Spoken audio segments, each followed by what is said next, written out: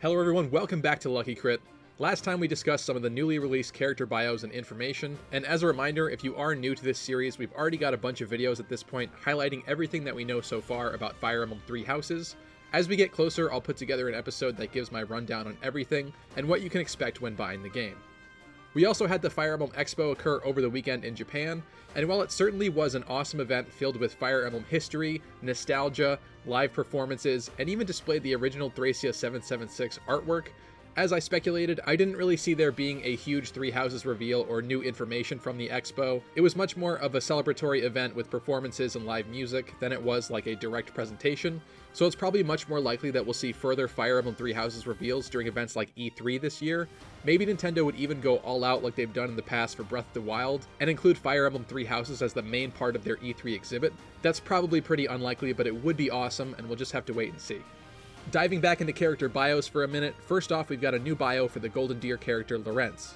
Unfortunately, the Nintendo of America Twitter page that was releasing translated character bios hasn't done any new ones since Claude. We'll probably get them eventually, but the Japanese Fire Emblem Twitter account is just way ahead at this point, so we'll be going from those. Once again, thanks to our friend Satsuma F. Soy Soy for translating these.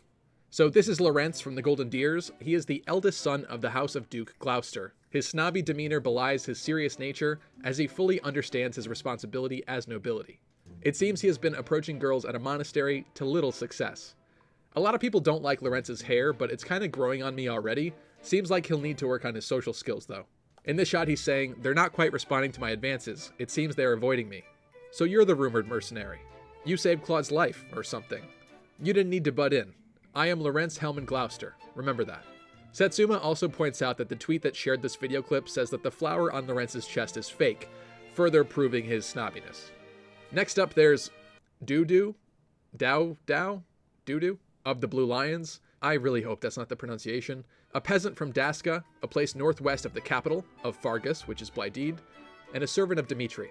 Owes a great debt to Dimitri, and has resolved to protect Dimitri with his own life. His stern face and stoic demeanor makes him often misunderstood, but he is a calm and gentle young man.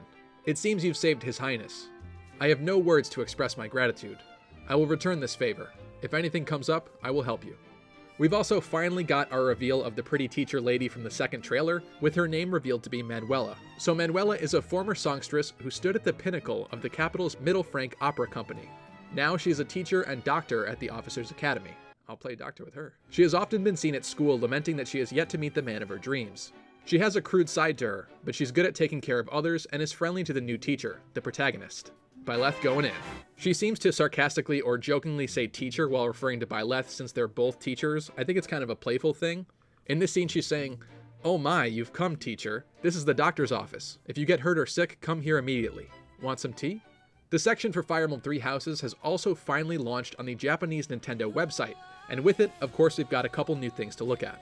First off, we've got a closer look of the beautiful artwork being used on the box for the Fodlan collection, which is the Japanese special edition. We're not getting this as the box art of the English or European versions though. The site showcases the fact that the game can be played with various controller configurations, everything that typical Switch games can do, like docked, portable, using the kickstand and detached Joy-Cons, the Pro Controller, etc. But it does point out that you won't be able to play the game with just a single Joy-Con.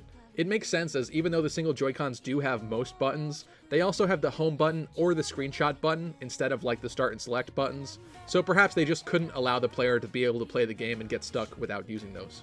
This graphic also points out that the game will in fact be single player. Now that might not come as a shock to most of you considering Fire Emblem games are largely single player experiences, but I wonder if this has implications for any online connectivity. This definitely means any sort of two-player co-op is out the door, although I don't think most people ever assume that that would be the case either. I'd love to see some sort of Advance Wars-esque war room features though, like each player playing a turn and then passing the controller to the second player, custom created maps, etc. A guy can dream, but I won't get my hopes up. Regardless, considering how popular the Switch is and how they baked the portable nature of the console into it and in all the advertisements for it, it would be a real bummer if they didn't even have just a similar level of multiplayer or online functionality with this game as they've done in the past, with features like My Castle, Spot Pass battles, or anything else that they've done. So I really hope we get at least a few features comparable to those, otherwise it's kind of a waste that they're not going to be taking advantage of the Switch's portability and online options. This footage that's playing in the background of the introduction tab showcases a little bit more of some of the scenes that we've seen from the second trailer. We can finally see the three houses and their students clearly without the overlays on top of them, so it's nice to finally take a look at some of these students. We can briefly see an animation of what looks to be the same inner chapel as the artwork from the steelbook case in some of the special editions, with that eerie figure standing in the center. It cuts really quickly here, but it's probably Rhea, the divine Seros, as the cloak on the figure looks nothing like the other generically evil-looking guy from the second trailer. In the Golden Deer cinematic, we finally get a clear look at Lorenz, Hilda, Marianne, Lazithia, Claude, Raphael, Leonie, and the other kid, Ignace. We'll talk about him later. In the Black Eagles, we already know everyone here, but here's a clearer look at Dorothea, Ferdinand, Linhart, Casper, Petra, Edelgard, Bernadetta with the book on her head, and Stoic Hubert off to the side. Next, we've got a clearer look at the training practice shot between Dimitri and Dao Dao, Doo, whatever it is. The Blue Lions don't really have a similar cutscene to the Golden Deers or Black Eagles with all the students gathering in the dorm area or classroom. Perhaps this is because they're mostly night-based, they have a stricter concept of school and training than the other houses. In this case, if that's what this scene is, then it's probably their version of this shot, and it's likely that we'll see all of the students shown here. So there's definitely more to this that we'll probably see at some point. There's a couple paragraphs of information on the site as well. They're pretty much what we already know, but I'll go through them so that you have all the information. Fodlan is home to many people who live under the teachings of the Church of Seros, followers of the goddess. The denizens of Fodlan consider the Church of Seros and the goddess to be especially important.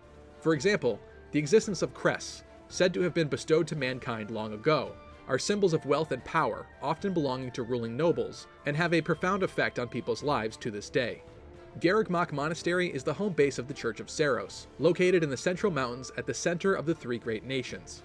In addition to being a religious site, the monastery is home to an elite order of knights and has a vital role to play in maintaining order throughout Fodlan. The monastery also houses the Officers' Academy, which educates the young people who will shoulder the future of Fodlan. The academy is divided into three houses, organized according to the student's nationality, and is essentially a microcosm of Fodlan.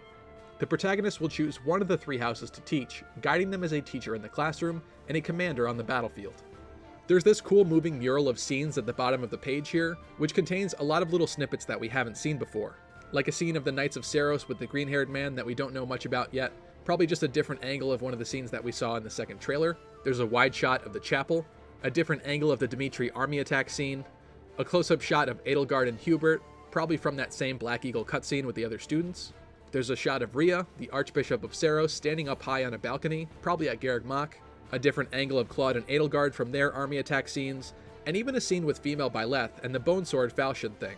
The website also showcases the crests or logos for each entity in the game, from the Black Eagles, Blue Lions, Golden Deer, and Church of Seros that we've already talked about, but then we've got the crest for the Knights of Seros, which we can also actually see in the second trailer too. There's also a separate crest that we've seen before in various places, and it seems to be more aligned with Byleth and the player. The site also has a character section, which sort of compiles a lot of the recent character tweets that we saw on the Japanese Twitter account, but there's also some new stuff in here too. There's a new illustration of the Garrigmach Monastery, which is beautiful, and on Byleth's page there's a new cutscene of Byleth hearing the school bell and leaving, probably to go to class and teach. We can also see the two different variations for this cutscene, with both male Byleth and female Byleth.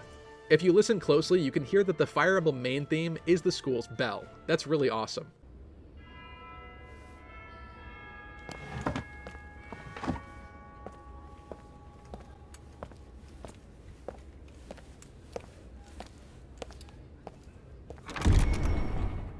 It reminds me a little of the customizable town bells in Animal Crossing. A couple of things with this. I don't want to be overtly negative in this video because I do think that this will be a solid game, but there are a lot of fans that are not too happy with the animation here, saying that it looks rather robotic, almost as if they set certain keyframes and then had the in-between frames auto-generated by software. It does look a little floaty, kind of like Byleth is doing the moonwalk a little bit, so let's hope that this gets ironed out by release.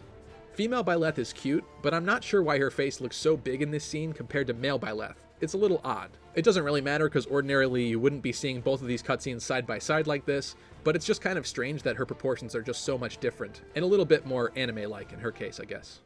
That's it for this website for now, but while putting together this video, we also had the English version of this website launch, and with the full version promised to come soon. Right now it's just a single page for the time being, and far less pretty than the Japanese page, but here's what it looks like. Links will be in the description.